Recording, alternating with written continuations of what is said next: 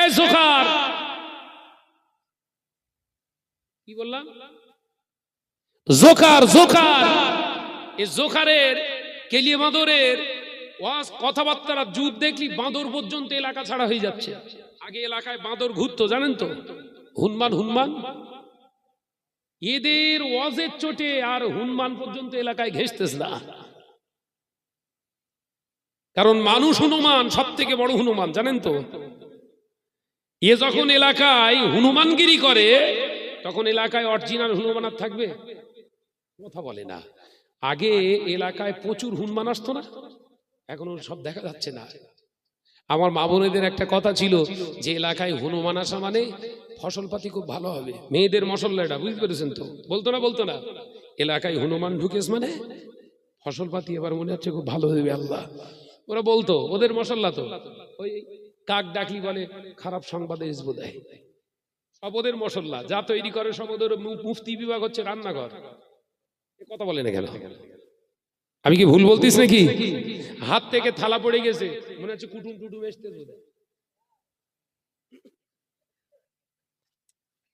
তা এইরকম কেলে হনুমান, জোকার হনুমান গুলো যদি এত চেঁচাচেঁচি করে, এলাকায় আর হনুমান ঢুকবে বাপ?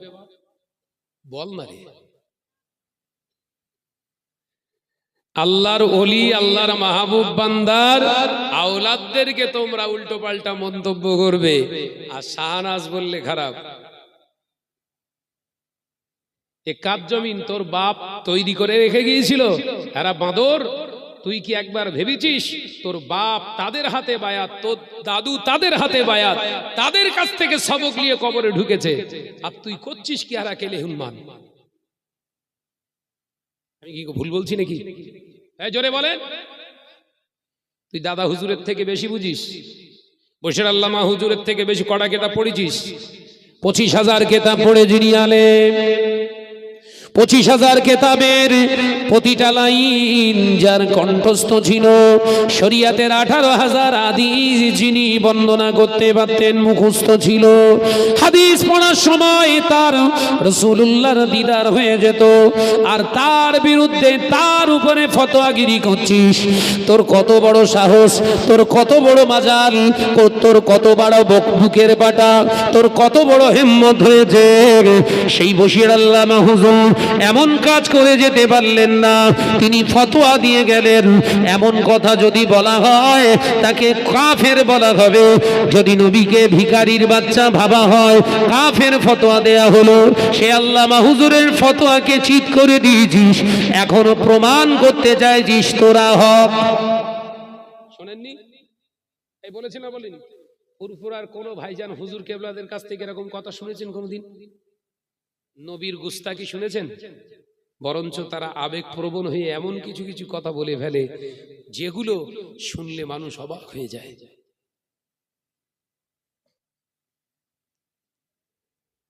চাচাজান পীরজাদা তোহা সিদ্দিকী চাচাজান হুজুর কেবলা যখন গর্জে উঠলেন, হক কথা বলতে শুরু করলেন, তাকে বলা তকমা দেয়া হচ্ছে ভণ্ড। তারা ভণ্ডকেরা একটুখানি ভালো করে একবার করে অ্যানালাইসিস কর দিন। যদি ভণ্ড হয়ে থাকে তোদের ফতোয়ায়, তা তোদের গুরু যে, তোদের যে গুরু, তার তো জানা যায় যে সেই দোয়া করেছে। বলে না কেন? তোদের বাপ মারা যাওয়ার পরে দোয়া চেয়েছিল কে? ওই তখন তো ফতোয়া দিসনি। ও তখন ওই হাত তুলে তাকবীর দিয়েছিল বলে, হাত তুলে তাকবীর দিয়েছিল, ভালো ছিল। হ্যাঁ, মানে তুমি অন্যায় করলে তোমার বিরুদ্ধে কথা বলা যাবে না, যদি অন্যায় করি ওটা অন্যায় থাক, তাকবীর চালাও। নজনেরা, যুবকেরা, ছেলেরা, বাচ্চারা, পর্দানশীনা মা ও বোনেরা, শুনে রেখে দিন, জেনে রেখে দিন, আল্লাহ পাক ওই জন্য কোরআনে জানিয়েছে উদখুলু ফিস সিলমি কাফা। শুনে রেখে দাও মুসলমানেরা, ইসলামের ভিতরে পরিপূর্ণ দাখিল হয়ে যাও, ইসলামের ভিতরে পরিপূর্ণ প্রবেশ করো। খবরদার শয়তানের পথ অনুসরণ করো না, শয়তানের মতবাদ তোমরা অনুসরণ করো না। ও নওজওয়ানেরা, যুবকেরা, ছেলেরা, বাচ্চারা, পর্দানাশীরা, মা ও বোনেরা, নামাজ পড়া যেমন আল্লাহর কাজ, আল্লাহর ইবাদত বান্দিগি, রোজা রাখাটা যেমন আল্লাহর ইবাদত বান্দিগি, হজ করাটা যেমন আল্লাহর ইবাদত বান্দিগি, জিকির করাটা যেমন আল্লাহর ইবাদত বান্দিগি, মসজিদ নির্মাণ করাটা যেমন ইবাদত বান্দিগি, আপনার দুনিয়া জমিনে ইলম অর্জন করাটা যেমন ইবাদত বান্দিগি, শরীয়তের শর্ত হলো হালাল জায়গা থেকে আপনার করতে হবে। ও নওজওয়ানেরা, যুবকেরা, ছেলেরা, বাচ্চারা, নামাজ আদায় করতে গেলে হালাল জায়গা থেকে করতে হবে।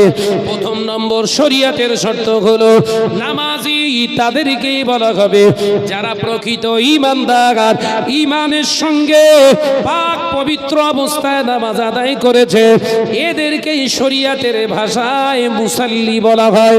ও নওজওয়ানেরা, যুবকেরা, তার মানে শরীয়ত আপনাকে আমাকে শিখিয়ে দিচ্ছে, তার মানে নামাজ আদায় করলে হবে না, নামাজ আদায় করার আগে আপনাকে পাক হতে হবে। একবার জোরে হবে না সুবহানাল্লাহ? নামাজ পড়লেই হবে? ওযু করেননি, নামাজ ধুনে দিচ্ছেন, কবরে গেলে ধুনবে না? নামাজ পড়া উত্তম ইবাদত, আফজালুল ইবাদাতু ইবাদাতুস সালাত। আল্লাহ পাকের হাবিব জানিয়ে দিলেন উত্তম ইবাদত হলো নামাজ, নামাজটা হলো ইবাদতের শ্রেষ্ঠ ইবাদত, আফজাল ইবাদত। ও নওজওয়ানেরা, আবার ওই শরীয়ত শিখিয়ে দিলেন যদি নাপাক অবস্থায় নামাজ আদায় করো, নেকির পরিবর্তে কাবিরা গুনাহ হবে। কি গুনাহ? জোরে বলেন। নামাজ তো ভালো, আমি একটা উদাহরণ দিচ্ছি, অসুবিধা হচ্ছে নাকি? নামাজ ভালো না খারাপ? আরে আফজাল ইবাদত। ও মুরব্বিয়ান গণেরা, ছেলেরা, বাচ্চারা, পর্দানাশীনা, মা ও বোনেরা, আপনি ধরে নেন শরীর পবিত্র করেছেন, শরীর পবিত্র হওয়ার পরে আপনি যে কাপড়টা পরিধান করে আছেন, জামাটা পরিধান করে আছেন, ওই জামাতে নাপাক লেগে রয়েছে। আপনি মনে মনে ভাবছেন আমার শরীর যেহেতু পবিত্র, জামায় যদি নোংরা নাপাক লেগেও থাকে তো অসুবিধে কি আছে, নামাজ চালিয়ে দিই। নামাজ কি সত্যি হবে? আলোচনা বুঝতে হবে, কিন্তু টুকটুক করে এগিয়ে যাচ্ছি। তাহলে নামাজ ফরজ কখন? যখন আপনি ঈমানদার। বোঝা যাচ্ছে? নামাজ কখন ফরজ? যখন আপনি ঈমানওয়ালা। নামাজ পড়বেন কখন? যখন আপনি শরীরটা পবিত্র করতে পারবেন এবং সময়ের উপরে। আল্লাহ কোরআনে জানাচ্ছেন ইন্নাস সালাতা কানাত আলাল মুমিনিনা কিতাবাম মাওকুতা, নিশ্চয়ই আমি আল্লাহ নামাজকে ফরজ করেছি মুমিনদের উপরে সময়ের উপর। একবার জোরে হবে না? জোরে হবে না সুবহানাল্লাহ? আরে চিল্লে হবে না সুবহানাল্লাহ? নামাজকে ফরজ করেছি মুমিনদের উপরে সময়ের উপরে, সময়ের দিকে লক্ষ্য করে। নিশ্চয়ই নামাজকে ফরজ করা হয়েছে সময়ের উপরে, মুমিনদের উপরে। ও নওজওয়ানেরা, যুবক করে সোনার মানিকেরা, ভালো করে শুনে নাও, পর্দানাশীনা মা বোনেরা। তাহলে নামাজের প্রথম শর্ত ঈমান, দ্বিতীয় শর্ত শরীর পাক, তৃতীয় শর্ত হচ্ছে পোশাক পাক, চতুর্থ শর্ত কি? স্থান পাক। তারপরে তো নামাজ না, নামাজ বললি নামাজ, কথা বলছেন না কেন? পঞ্চম নম্বর কি? ওয়াক্ত হলে তবে নামাজ। ওয়াক্ত হলে, ওয়াক্ত হয়নি নামাজ ধুনতেছেন, জোহরের ওয়াক্ত আসেনি, সকাল 10টায় নামাজ পড়তেছেন, জোহর হবে তো? কথা বলে না, চুপ করিস। সকাল 7টা বাজে ফজরের নামাজ পড়তেছেন, হবেন তো? এশার নামাজ পড়তেছেন দুপুরবেলা, আরে নামাজ তো হবে? হবে না, কারণ আল্লাহ নির্ধারিত একটি সময় দিয়েছে, এক একটা ওয়াক্ত, এক একটা সময়, এক একটা সালাতের উপরে আল্লাহ পাক ফরজ করে দিয়েছে। একবার জোরে বলো, ওই জোরে হলো না সুবহানাল্লাহ? নামাজ হলো। তাহলে নামাজের শর্ত: নাম্বার 1 ইমানদার হন, নাম্বার 2 শরীর পবিত্র করেন, নাম্বার 3 জামা কাপড় পবিত্র করেন, নাম্বার 4 এই স্থানটা পবিত্র করেন। নাম্বার 5, এসেই খাচ্ছেন। নাম্বার 5 কি বললাম? ওয়াক্তের উপরে লক্ষ্য রেখে নামাজ পড়ুন। অনেক মুসলমান ভাইরা রয়েছে যারা আসরের নামাজের পরে আরো অন্য নামাজ চালাচ্ছে। কথা বলছেন না কেন? আসরের ফরজ নামাজের পরে আর নামাজ হবে তো? যে নামাজই পড়বেন মাকরু হবে।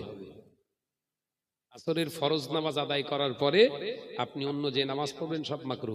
মাকরু শব্দের অর্থ হলো কি? অপছন্দনীয়, পছন্দ নয়। মাথায় ঢুকছে? আপনি দেখছেন না আসরের নামাজ পড়ে অনেক সময় আছে, আরো খানিকটা নামাজ পড়লেই দেখাচ্ছে আপনি নামাজ পড়ছেন, কিন্তু নামাজ হচ্ছে না। ভাইরা, আমার নওজওয়ানেরা, যুবকেরা, ছেলেরা, বাচ্চারা, পর্দানশীনা মা ও বোনেরা, ছেলেরা, বাচ্চারা, ভালো করে শুনে রেখে দেন। এরপরে আল্লাহ পাকের হাবিব জানিয়ে দিলেন, ওয়া আকিমুস সালাত ওয়া আতিজ যাকাত। আল্লাহ পাক জানিয়ে দিলেন, যাকাতকে তোমরা প্রদান করো, যাকাত প্রদান করো। ও নওজওয়ানেরা, যুবকেরা, ছেলেরা, বাচ্চারা, আপনি 500 কোটি টাকার মালিক হয়েছেন, পরের মারা সম্পদ যাকাত দেননি। আপনি পরের মারা সম্পদের চুরি করে, ডাকাতি করে, চিটিংবাজি করে, চুরি করে পরের সম্পদ লুটে পেটে আপনি 500 কোটি টাকার মালিক হয়েছেন। এখন আপনি ভাবছেন এই 500 কোটি টাকা থেকে আমি কমপক্ষে 10 লক্ষ টাকা যাকাত আদায় করব। ও নওজওয়ানেরা, যুবকেরা, ছেলেরা, বাচ্চারা, শরিয়াতের বিধানগুলোকে বুঝুন। আমার আল্লাহ জানিয়ে দিলেন, হারাম মালের উপরে যাকাত নাই, হারাম মালের উপরে যাকাত নাই, হালাল মালের উপরে আল্লাহ পাক যাকাত দান দিতে বলেছে, যাকাত প্রদান করতে বলেছে। অর্থাৎ হালাল মাল শুধু হলে হবে না।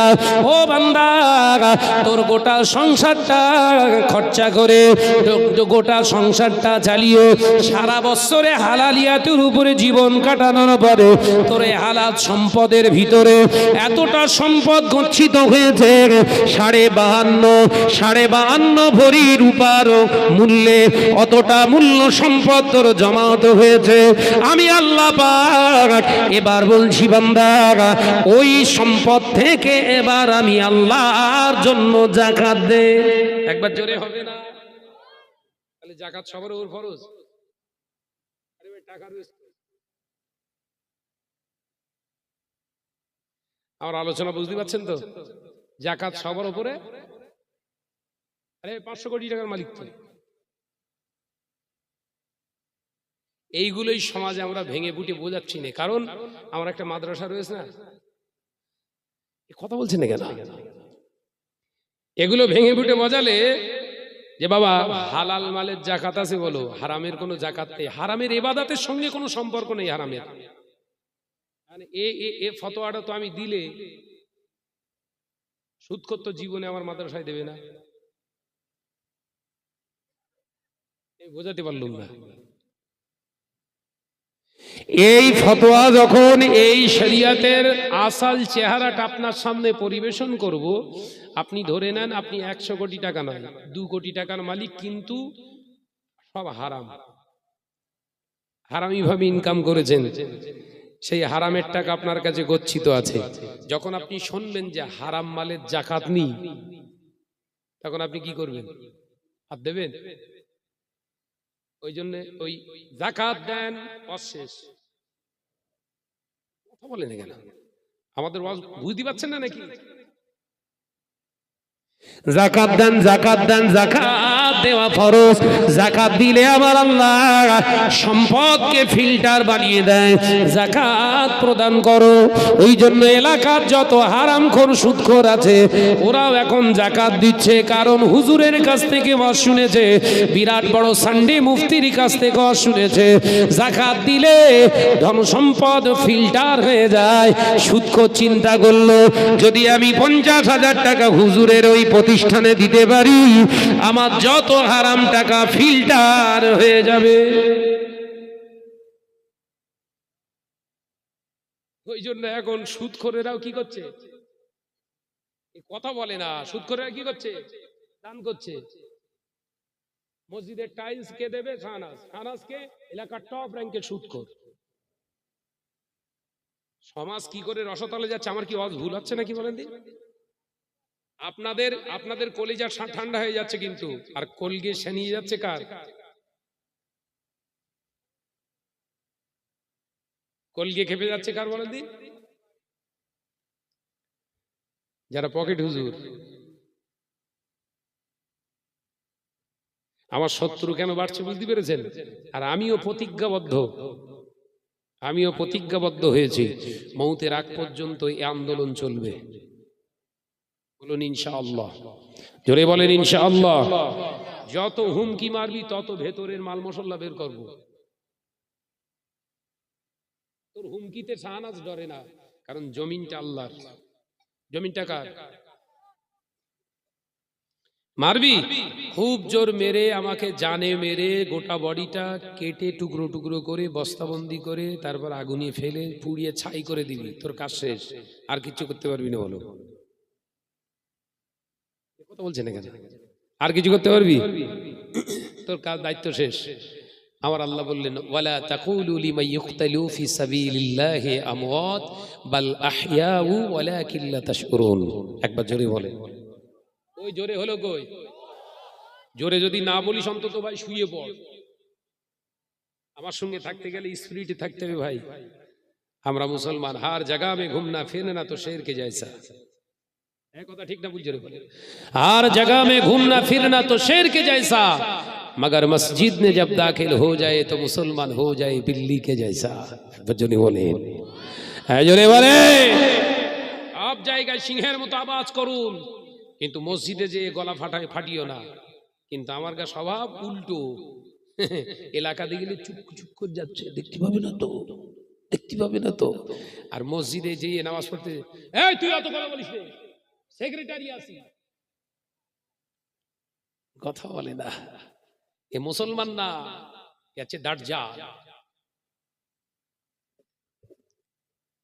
ভাইরা, নওজওয়ানেরা, যুবকেরা, ছেলেরা, বাচ্চারা, পর্দানাশীনা মা ও বোনেরা, আমি আপনাদের ভাই মোহাম্মদ শাহনওয়াজ বলে যায়, শুনে রেখে দেন, জেনে রেখে দেন। তাহলে টাকা আপনি দান করলেও কিন্তু দান নয়। দান করতে গেলে শরীয়তের শর্ত হলো, দান করতে গেলে শরীয়তের শর্ত হলো হালাল মাল থেকে আপনি দান করবেন। যদি ওটা 1 টাকাও হয়ে থাকে, ওই 1 টাকা দান করলে অপরদিকে যদি 1000 কোটি টাকা কোন হারামখোর যদি হারাম মাল দ্বারা যদি বিলিয়ে দেয়, আমার আল্লাহ পাকের হাবিব জানিয়ে দিলেন, ওই 1000 কোটি টাকা দাড়ি পাল্লার এক পাশে রাখলে এই হালাল মাল থেকে 1 টাকা দান করার বিনিময়ে আমার আল্লাহ হালালের মর্যাদা আল্লাহ এত দান করেছে, ওই 1000 কোটি টাকা থেকে 1 টাকার পাল্লাটা 1000 গুণ ভারী করে দেবে। একবার জোরে হবে না?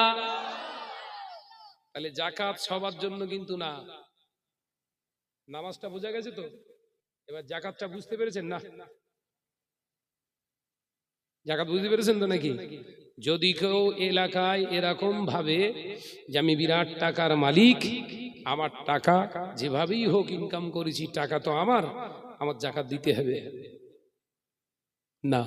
শরিয়তকে জিজ্ঞাসা করুন, আর আপনি শরিয়তকে বলুন, কোরআনকে হাদিসকে বলুন, হে আল্লাহর কোরআন, আমি মানুষের কাছ থেকে কেড়ে হক ফাঁকি দিয়ে টাকা ইনকাম করেছি, আমার কাছে কি যাকাত ফরজ হয়েছে?